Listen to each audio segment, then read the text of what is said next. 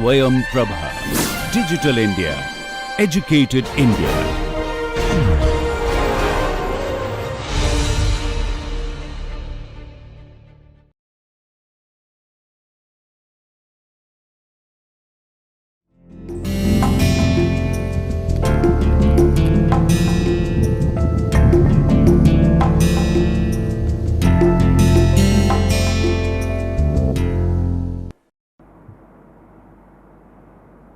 In this series of our lecture, we are going to discuss French Revolution. Throughout the greater part of the 18th century, a revolutionary spirit had been growing within Europe. This spirit was one of the rationalist criticism and of opposition to powers like the Roman Catholic Church, the absolute monarchy, and the privileged nobility, and it was nursed by a formidable array of French men of letters.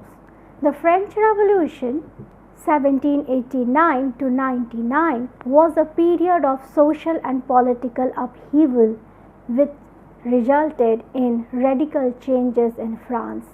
Within the French society, the system of absolute monarchy with feudal privileges for the aristocracy and the Christian clergy underwent a change to new forms of government based on principle of enlightenment and rights of the common people. Several interrelated political, economic and social factors constituted to the revolution. It was the interplay of the intensification of the struggle between existing orders, political tension, prospering commerce and beginning of industrialization, rise of new social group and the impact of ideas such as enlightenment on European thinking. Some historians like Corbin question the term French Revolution, as some aspects of the old order continued even after the revolution.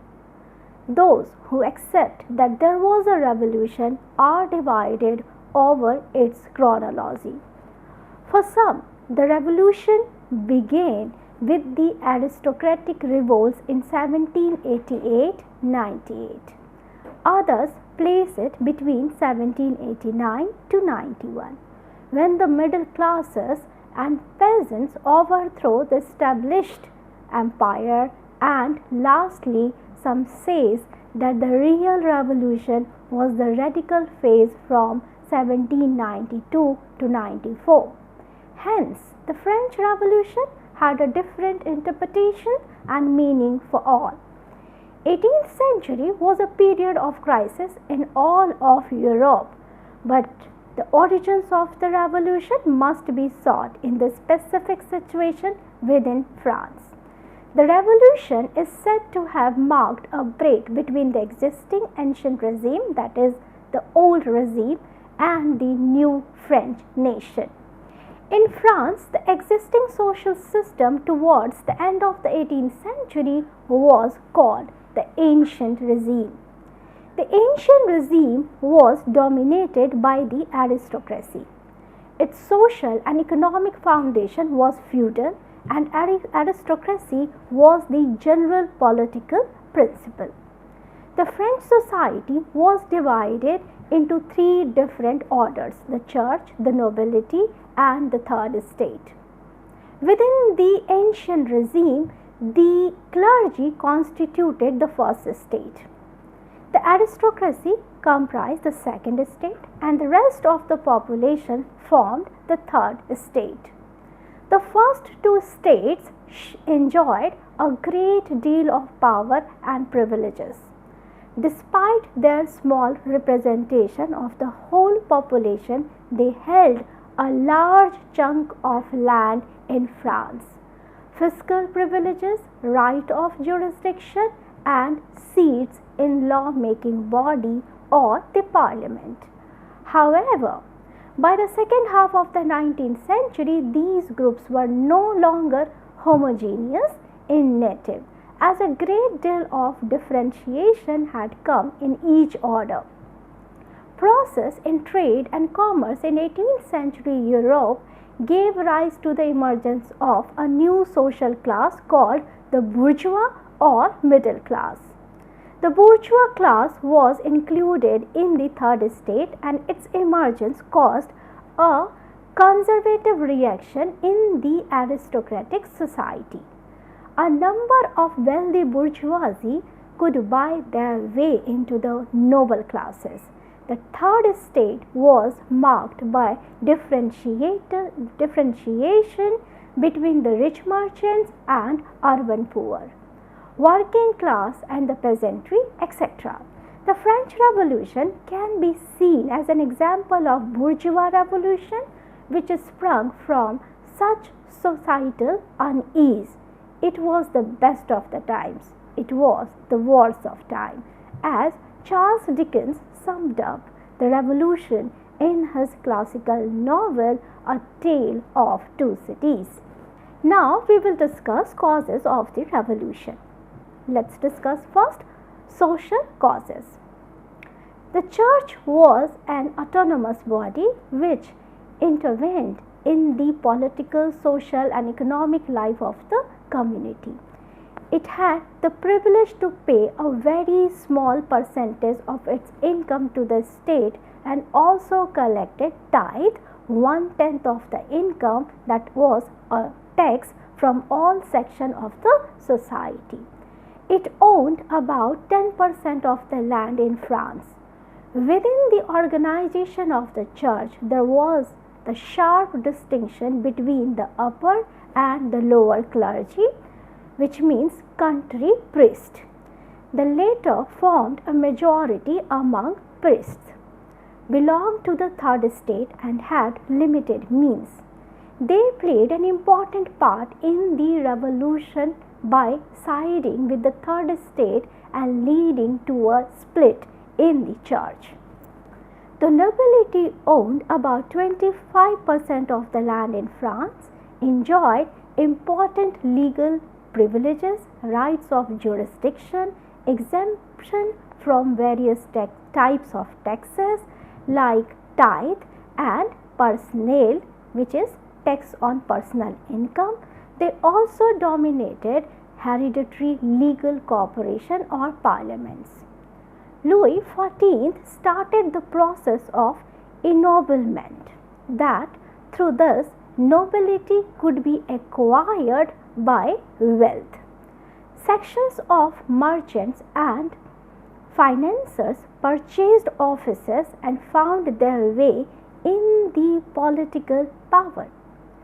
This created a distinction between nobles d'épée, which means nobles of sword, and nobles de robe, new wealthy administrative nobility. The nobility were also separated in terms of function from parliamentarian, and a distinction existed between nobles de corps and provincial nobility. These nobles faced financial difficulties in the 18th century. They were formally barred from trading and professional activity and depended on the state for their income. Their expenses increased, but their income fell, and inflation reduced value of fixed revenue. The king processes to cope up with the financial crisis discriminated in favor of the nobility and devalued titles being sold to bourgeoisie. It created a sharp division among the old nobles and upper middle class.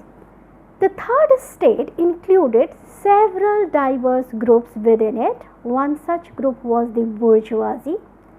G. Lefebvre further divided this group into 5 categories. A. Bourgeois proper, who had enough resources to live off revenue from land. B. Members of the royal administration. C. Lawyers. D. Members of liberal professionals like doctors, artists, scientists, etc. And the E. Those involved in finance and commerce. Differences also existed between the upper and petty bourgeoisie. Another group that formed the third estate was the lower urban classes. They included wage earners like tradesmen, craftsmen, laborers, domestic servants, and even unemployed people. Most of them were peasant migrants, were affected by rising prices of food. The largest component of the third estate was the peasantry and old basis of ownership of land. The peasants can be divided into three groups: sharecroppers, landless peasants, and those who owned some lands. The main grievances was that they bore a heavy burden of taxation and the obligation of providing forced labor in the form of kurvi.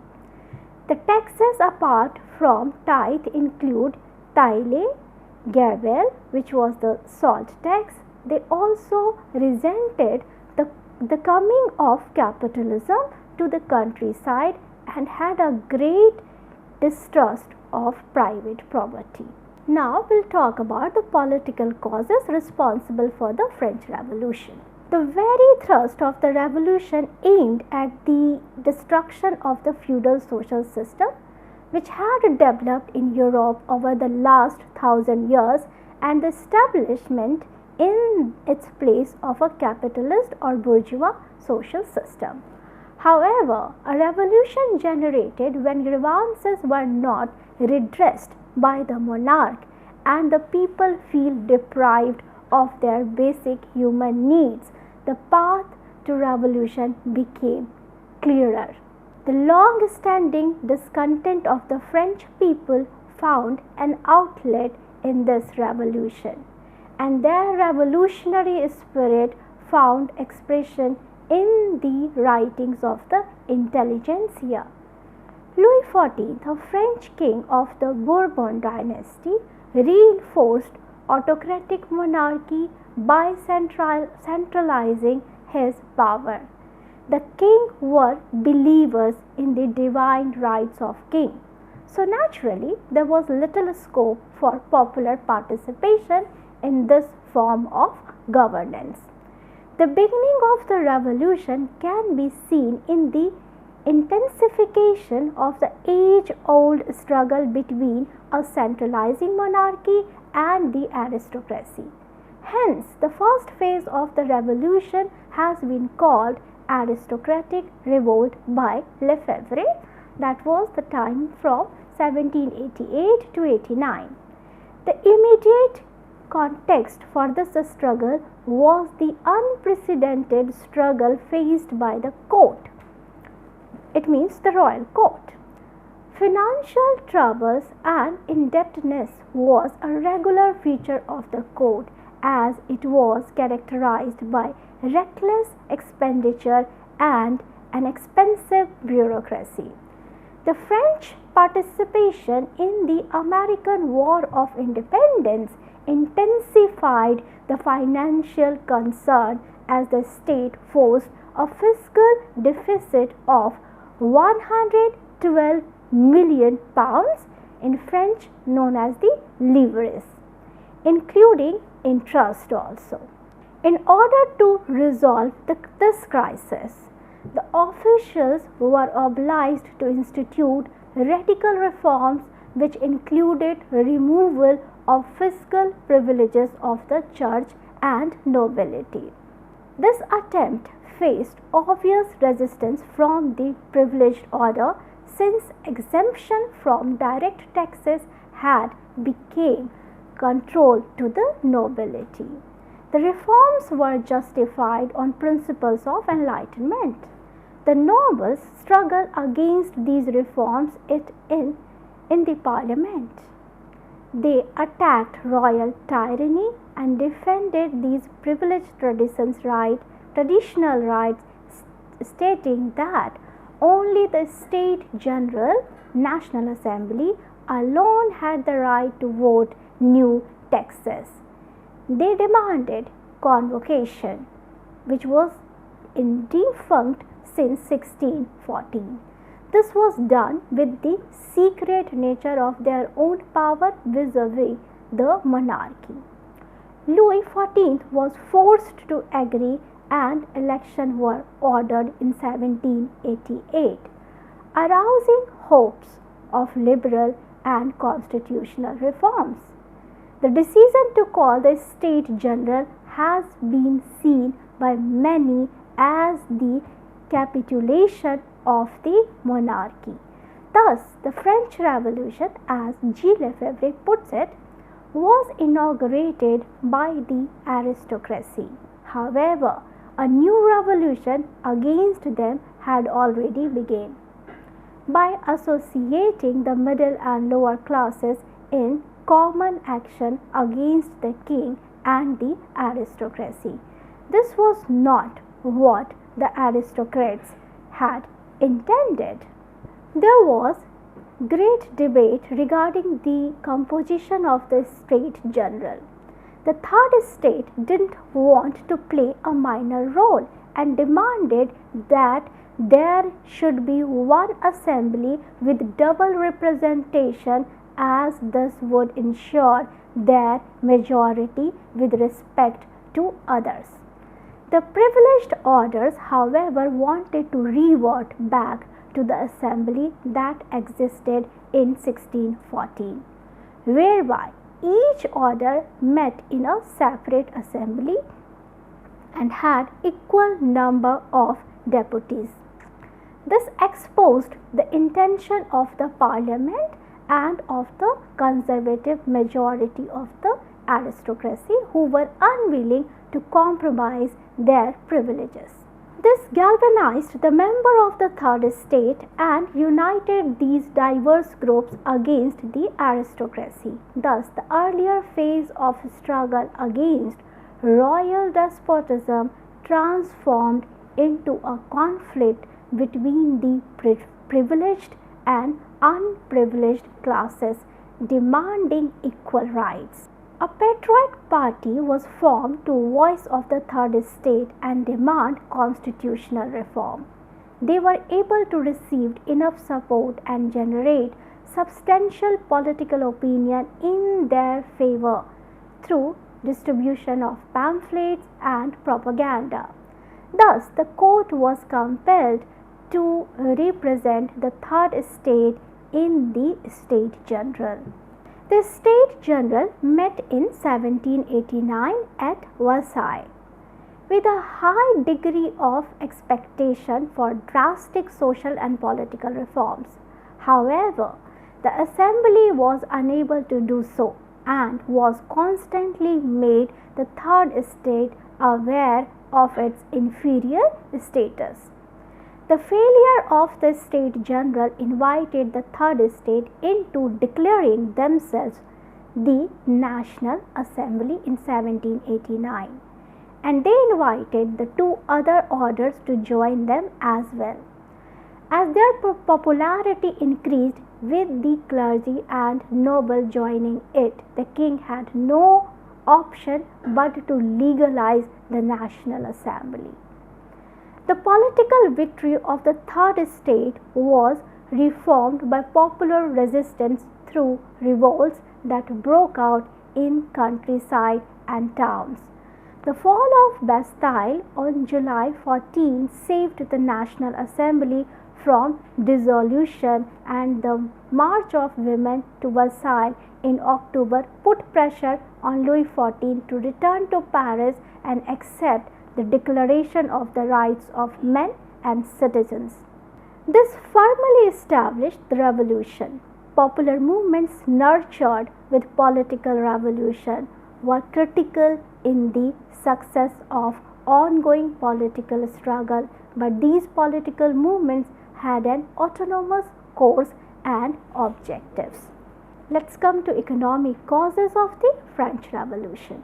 Popular unrest was allied with economic realities and tended to follow up in times of economic crisis. Hence, a number of scholars have highlighted the economic origins of the revolution. However, there exists a debate over whether the economy of pre-revolution France was in a state of crisis or not. Scholars like Jules Michel argue that growing anger among people resulted in popular uprising against an unjust order. But scholars like Tocqueville saw 18th century France in a state of prosperity. According to him, the peasantry had control over 1/3 of the land. The rise in the economic status of farmers made them stand firm against the existing privileges. Liberals has tried to merge both these above mentioned views by showing that between 1730s to 1770s France was a growing economy, but it began to slow down in the years before the revolution. The decline was noticed from the 1780s onwards. The destruction of crops and widespread food shortage added to the crisis. The resulting resentment and discontent helped revolution to break out. This was made worse by the free trade theory concluded with England in 1786. The fiscal crisis, fall in production, and agrarian crisis.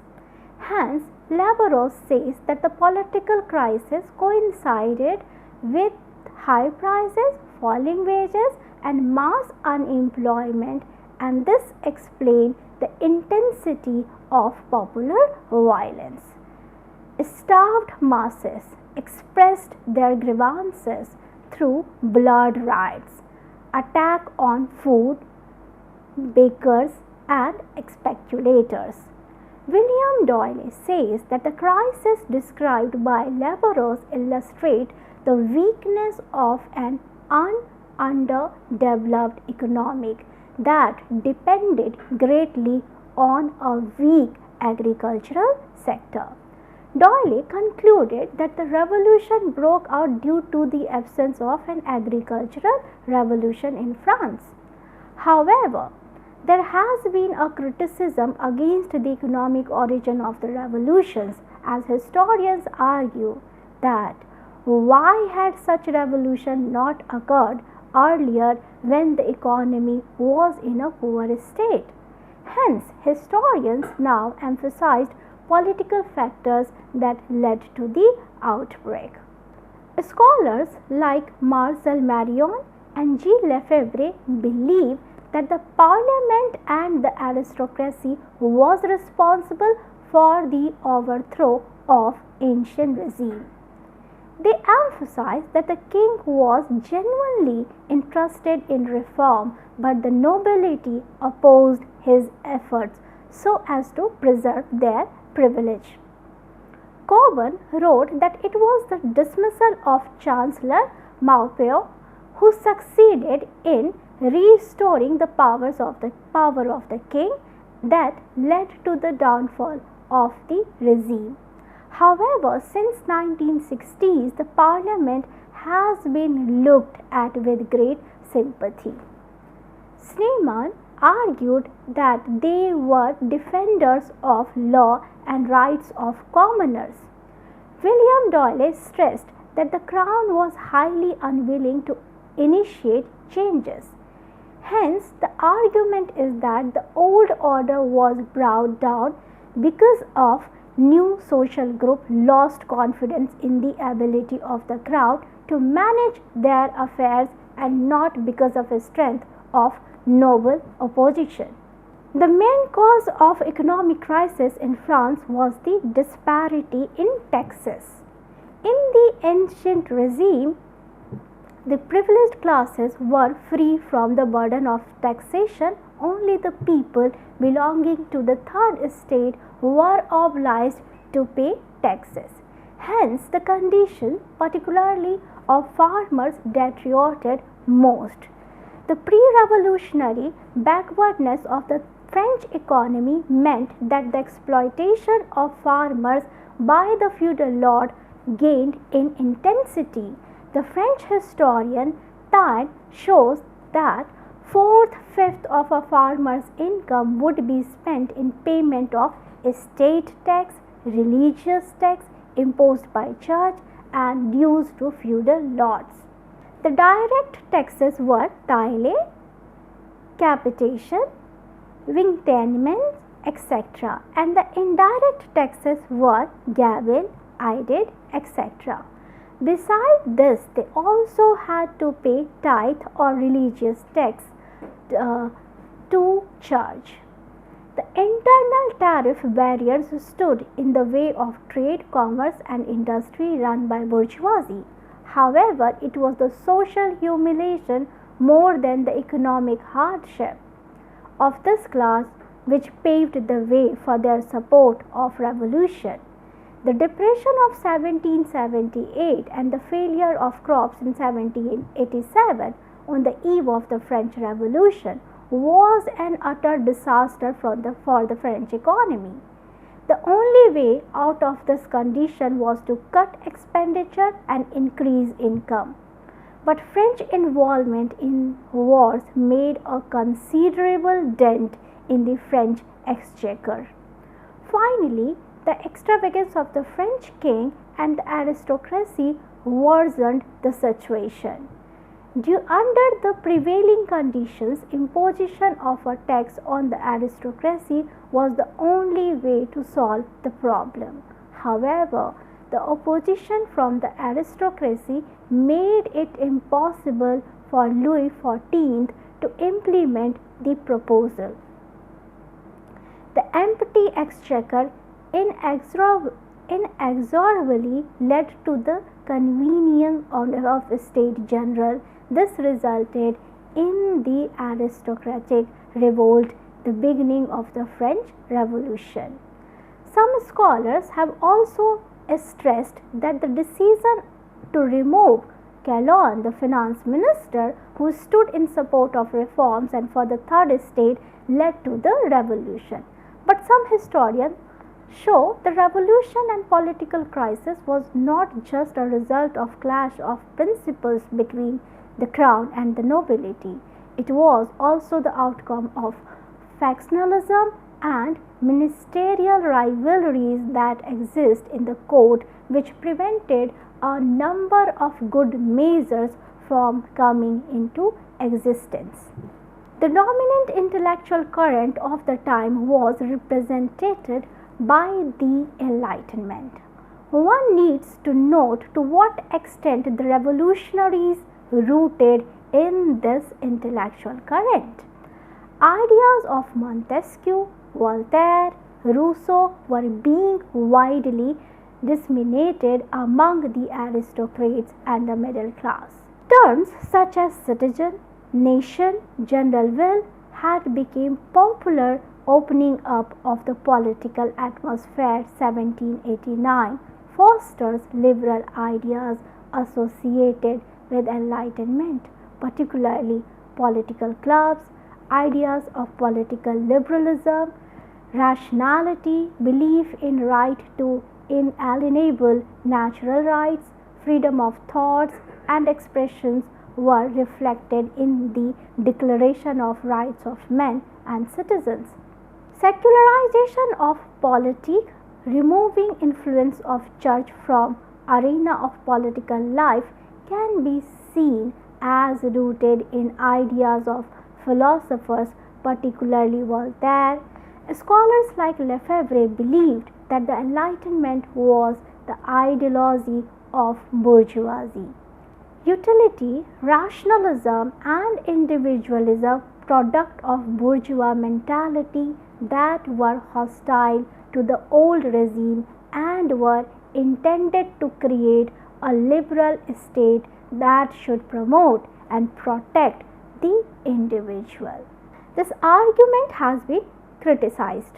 Daniel Mornant believes that the climate of the ideas did not bring out the revolution in any direct way. He says that this new climate did encourage people to demand reforms, but it was not threatening enough and posed no serious dangers to old regime. He also emphasized the fact that the writers of this period did not reach or plan any revolution. Robert Clarendon says that the Enlightenment had a very direct impact. He argues that the Enlightenment ideas had become popular, but the new writers had not added anything new to the preaching of the original thinkers, and he says brought about certain stagnancy and disillusioned the people, resulting in the outbreak of revolution. Other scholars like A. Cockburn, G. Taylor deny any impact the Enlightenment may have in bringing about the revolution. Cockburn says that the influence of the Enlightenment on the revolution was sporadic and often contradictory, for it represents coherent program.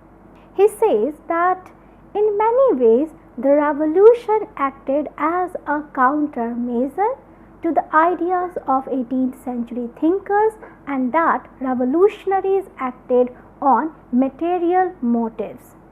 Taylor said that while the initial manifesto of the revolution may have been inspired by some formulated by the Enlightenment, it would be wrong to assume that entire document was made popularly by the idea of these thinkers.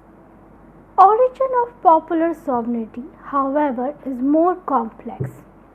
Cockburn argued that only Rousseau is close to the idea of popular sovereignty, and that his idea on general will was idealized and did not apply popular sovereignty on the extensive scale and engaged during the revolution. Even though ideas provided symbols for political struggle, the causes of the revolution was directly by circumstances and material concerns.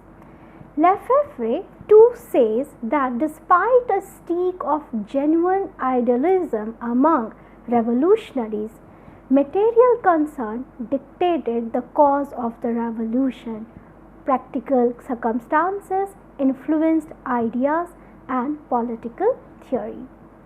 There is a viewpoint regarding the cultural origins of the revolution that has been propagated by post-revolutionists. Francis Furey revitalized the work of Tocqueville, who believed that the revolution emerged from the cultural structure of the old regime that became strained after the state became centralized. Furey believed that this was political culture which was extremist and non-pluralistic. He believed that there was no place for debate and unanimity could be achieved only by eliminating the enemy. Keith Baker downplayed the role of ideological movement like the Enlightenment and gave cultural interpretation too. He emphasized the importance of discourse and came to the conclusion that rise of political language helped people articulate their demands in a more constructive manner. Pubs, cafes, salons became places where politics was discussed. Baker draws attention to the public sphere where criticism of the monarch rule came from. The novel concept of public opinion led the ultimate principal authority for the budding political culture. This created an expectation for change and public anticipation. In addition to public opinion, the political illiterate culture set the stage for the French Revolution. The post-revisionists believe that the French Revolution could not be reduced to a byproduct of class conflict or friction between interest groups. A new political culture had emerged, and this was a moral struggle to people which faction would interpret the people's will. The revolution essentially began as a movement by the aristocratic class and as a struggle for the first possession of power, but it paved way for opening up of a new political atmosphere in which new ideas and socio-economic struggles grew. Popular participation won political struggle characterized the revolution. These struggles were essentially between the aristocracy and monarchy, third estate and aristocracy, national assembly and monarchy. Hence, interplay of complex factors, social, economic, ideological, cultural, within a political framework led to the French Revolution. Now we'll talk about the events which led to the revolution. First event, the evolution of the aristocratic revolt. The economic crisis outbreak the French Revolution a few months preceding the French Revolution. The economic crisis overtook the French government a few months preceding the revolution. Louis XVI, after taking over the reins of power, appointed Turgot as the finance minister. Turgot took firm steps towards reforming the administration and led strays on economizing and reducing expenditure. He proposed the issue of government orders for cut in the daily expenditure of salaried people, the release of guilds in trade and commerce from government control, and the balance to distribution of expenditure for building roads. However, stiff opposition from the aristocracy made the king back down. The next finance minister, Necker, also adopted the policy of making cuts in expenditure, but France's unwarranted participation in the American war continued to detailed economic crisis. Like his predecessor, he also lost his job. The next finance minister, Coulomb, came out with his reforms measures. He suggested reinforcing complete state control over salt and tobacco. He also conceived of imposing a tax on every individual, besides uniformly taxing the aristocracy, clergy, and all landowners. To this end, he put forward the proposal for removing the internal tariff barriers and a few indirect taxes. Coulomb summoned the Council of Notables. The council, which was made of members of the aristocracy, opposed his proposal. In April 1787, Coulomb resigned. Lefebvre blamed the consequences of Louis XVI, arguing that the calling of an assembly was an initial surrender. The king was consulting his aristocracy rather than notifying it of its will. The Parliament of Paris objected to stamp tax and tax on land and declared that imposition of tax was the responsibility of the States General. Louis XVI became annoyed with the magistrates of the Parliament and banished them to Troyes, but the provincial parliament supported the Parliament of Paris. The showdown between the king and Parliament came to a head on 3rd May 1788. Parliament made a declaration of the fundamental law of the state. According to the declaration, the rights to impose tax was vested with the State General. Imprisonment under the letters de cohete or without trial, as well as the dismissal of magistrates, became illegal, and the traditional rights of the provinces were made inviolable. In retaliation, Louis XVI stripped Parliament of some of its rights. Thus, the conflict between the king and the aristocracy at last came to the surface. Riots broke out in the many places. On 21st July 1788, the aristocracy and the clergy had a meeting with members of the Third Estate, and they came to an agreement. They demand that the State General and the Parliament be recovered. It was resolved that representation of members of the Third Estate would equal to combine the strength of the Third and Second Estates. When Necker convinced the session of Parliament, the magistrate demanded that the State General of 1789 be formed of the three estates. They further demanded equal representation of the three estates and establishment of the rights of each estate to make decisions for it. The aggrieved Third Estate reacted sharply to this aristocratic bid to assert political supremacy. They called for doubling the strength of the Third Estate. They demanded vote per capita, which was one man, one vote system, national sovereignty, and a new constitution. However, the aristocratic revolt met with initial success with the help of popular support. The aristocracy was able to force the government to withdraw the taxes and reconstitute the parliament. Necker conceded the demands of twofold increase in Third Estate's number and vote for per capita. He was under impression that it would help to curb privilege to some extent. Aristocracy recorded their strong protest, but Necker assured them of the convening of a session of the State General by May 1789.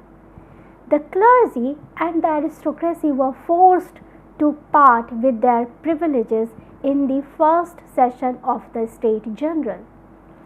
Lefebvre called this capitulation of the king to the aristocracy the aristocratic revolution. For Roudet, this event was no revolution but revolt. The aristocracy wanted neither change nor reform of the old system, and their outlook was conservative, not revolutionary at all. However, their revolt undeniably paved the way for the revolution in future. The State General was summoned on 5th May 1789. Each of the elected members joined the session with detailed the suffering of the people in his electoral constituency. The aristocracy wanted change in its composition and voting pattern as it was in the case earlier. These differences in demand of Third Estate on one hand and other two estates on the other hand draw a better line between monarchy, aristocracy, and the other. The Third Estate emerged as victorious in this clash fought within the constitutional parameter. Historians termed this particular phase of the French Revolution as the bourgeois revolution. As the king remained unrelenting, the opposition made a stand, and in a revolutionary move on 17th June, the members of the Third Estate declared themselves to be the National Assembly. Third Estate stood united in their demands and goals. This declaration opposed the autocratic power of the king and gave the impression that the Third Estate alone had sole claim to the sovereign power of the nation. In these circumstances, King closed the session. On 20th June, members of the third estate found the door of the Estate General closed. The members immediately gathered at an adjoining tennis court and pledged to not disband until they had framed a new constitution for France. Louis XVI was forced to concede to the demand for single casting and the right of the three estates to sit together. This paved the way for the collapse of ancient regime. The fall of Bastille, 14th July 1789.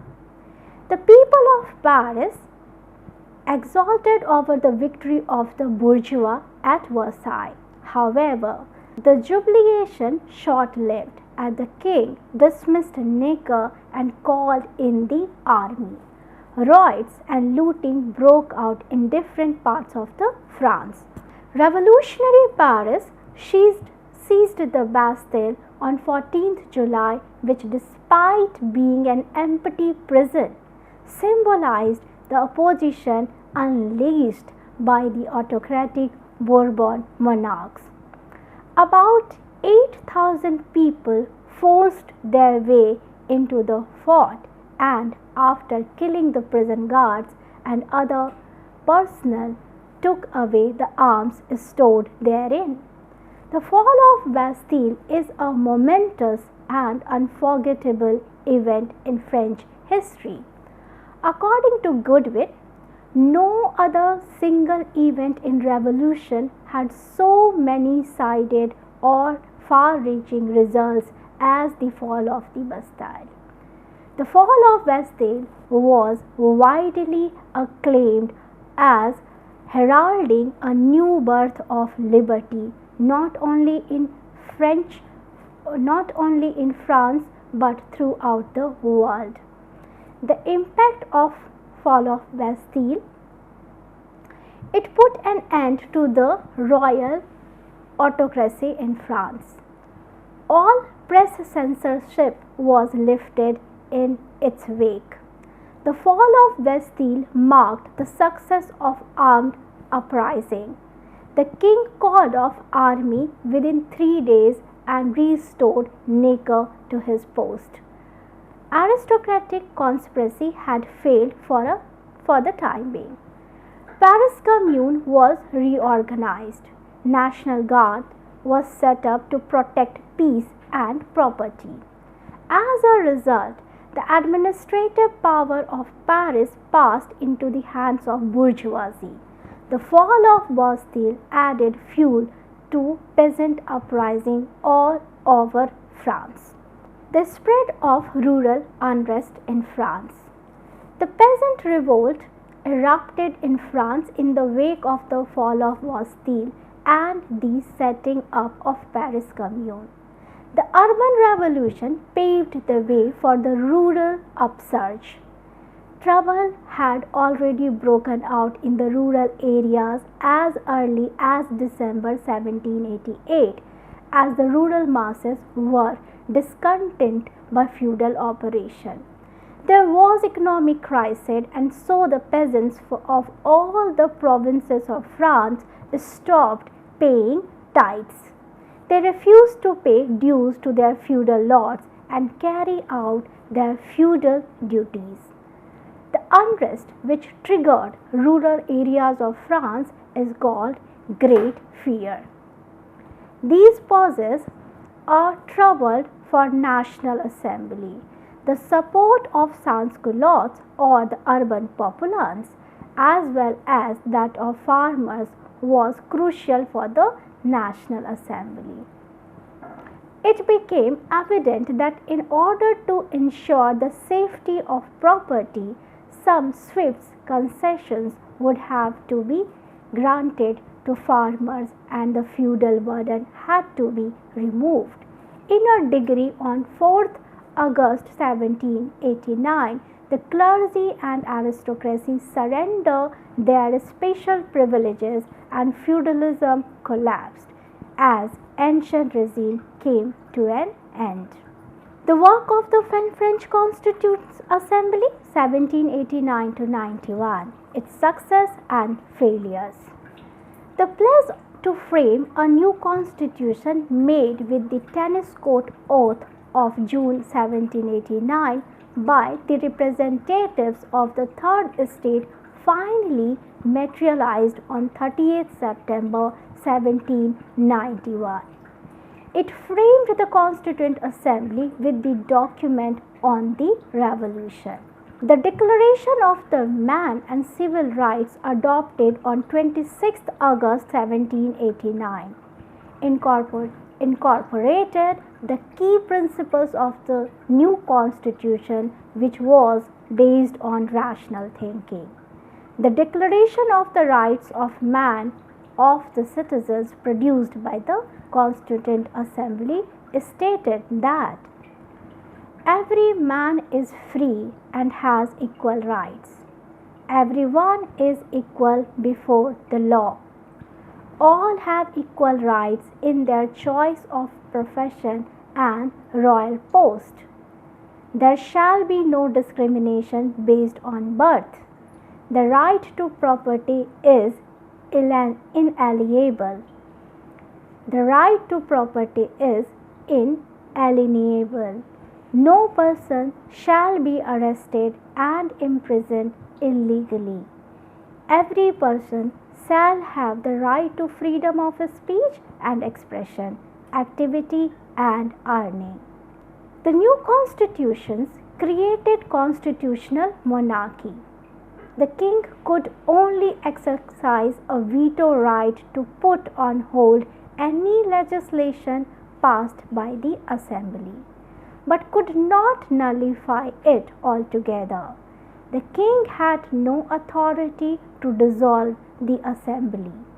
The assembly was invested with the responsibility of regulating foreign policy and exercising monetary affairs.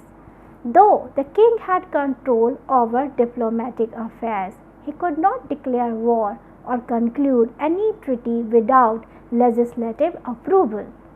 According to Lefebvre, this constitutional monarch was in reality a bourgeois republic. The French administration was completely decentralized.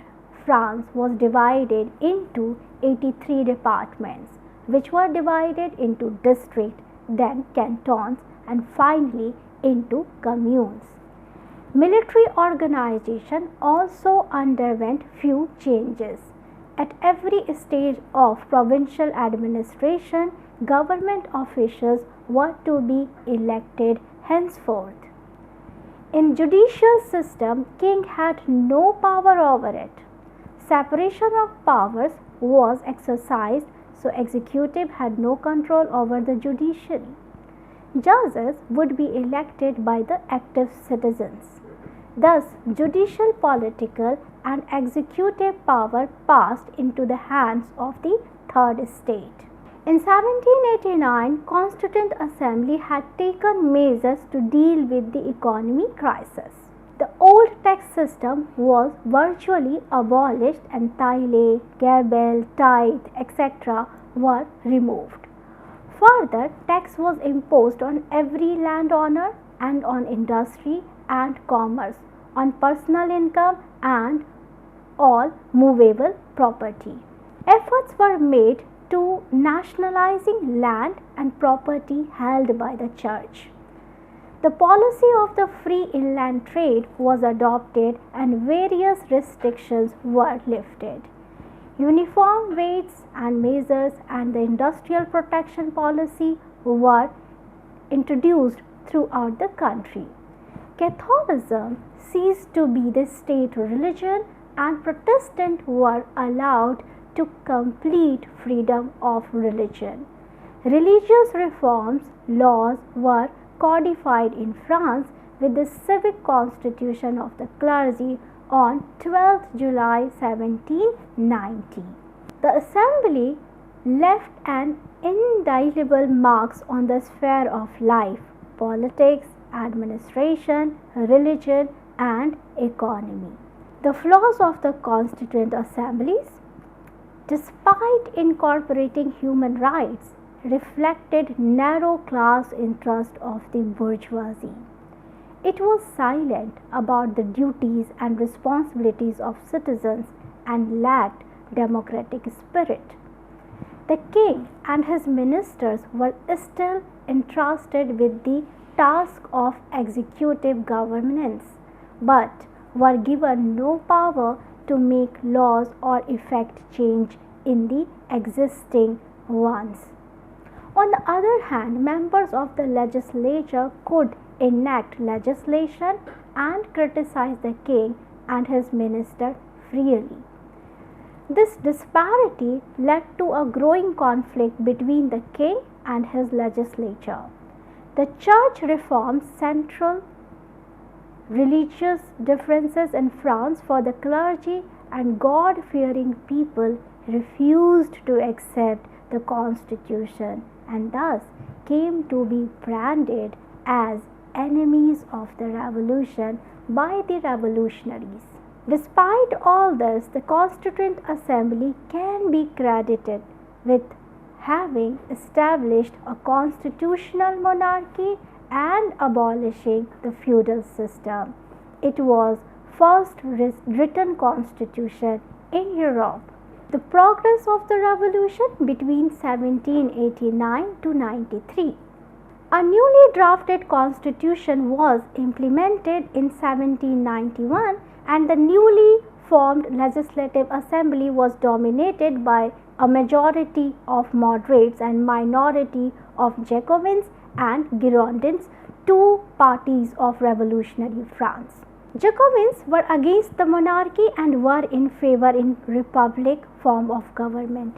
Girondins, split from Jacobins only, believed in moderate practice, law and justice, so they wanted to constitute democratic government. The Parisian mob, led by the Jacobins, attacked the royal palace and heckled the king and royal family faced humiliation in public. On 10th August 1792, the Paris Commune attacked the royal palace and besieged the assembly where king and queen took refuge. Assembly was forced by the Jacobins to suspend the monarchy and the royal family was incarcerated. Finally, the Constitution of 1791 collapsed. This is known as the Second French Revolution. The Legislative Assembly issued orders for a general election based on universal male suffrage. The new formed assembly after the election in 1792 came to be known as the National Convention. It framed a new constitution, proclaimed France a republic, and envisaged a legislative body based on universal franchise. This could not be put into effect because of emergency situation known was the Reign of Terror began in 1793. The new autocratic revolutionary government set up by the Jacobins after the abolition of French and monarchy is known as the Reign of Terror. Historians argued that a fundamental of terror was created by the prevailing circumstances. The terrorism introduced by the National Convention intended to restore law and order by strengthening the central authority and meting out punishment to the opponent of the revolution. It was an emergency arrangement, short-lived.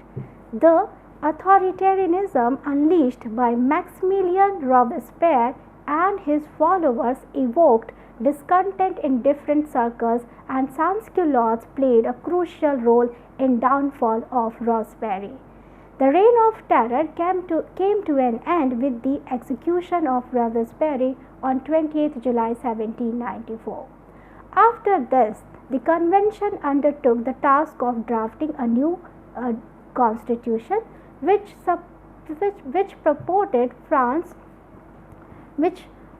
protected France against the twin danger of democracy and dictatorship. The new constitution in 1795 is known as the Directory. Full of many counts, the Constitution of 1795 lacked effectiveness. The power of the common people and the aristocracy had not been recognized under the rule of the Directory, which was in fact characterized by the political uncertainty due to first, constitutional weakness and limitations, second, the incompetence and inefficiency of the 5 members of the directors. In this system, the power of legislation was vested in Les Ancients or the Council of Elders and Les Jinxens or the Council of 500. Responsibility for administration generally rested with the 5 members of Directory. Revolution could not provide any solution for rising prices and could not restore the internal order in France as it was hoped before the revolution. This led to growing popular discontent against the Directory. The failure of the Directory to deal with the internal disorder encouraged the people to find a savior in Napoleon Bonaparte, a successful commander-in-chief in French army. Taking full advantage of his new position, Napoleon Bonaparte helped in the fall of Directory and captured power in France in 1799, and thus we see a new dynasty emerge in France. Thanking you.